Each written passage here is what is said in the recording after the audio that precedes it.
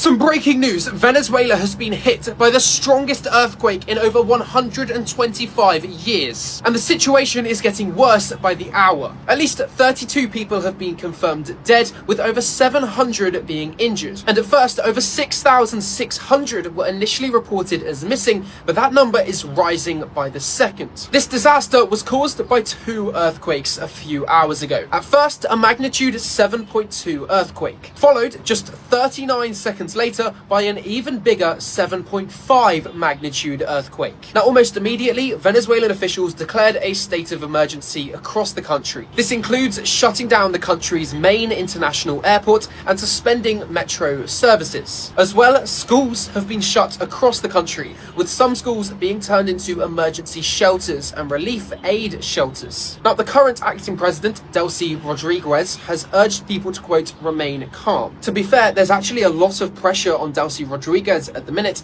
in how she responds to this natural disaster. There is currently a 9% chance that she will be kicked out as the acting leader of Venezuela by the end of the year. That's according to Polymarket, by the way, a place where you can predict world events. So how she responds to this natural disaster will change the future of her career. However, the death toll is expected to rise dramatically more than the 32 as search teams are searching through the rubble. And here's the worrying part. The US geological survey carried out onto the site so far suggests that the death toll could reach into the thousands. And there is even a risk that the death toll could reach into the tens of thousands if the worst hit areas are damaged as much as feared. In natural disasters like this, the true death toll is not usually found out until days after the event happens, and this happened just hours ago. Countries including the US, Brazil, Mexico, even Ecuador and El Salvador have all offered humanitarian aid and medical assistance, along with offering search and rescue teams to help find the missing people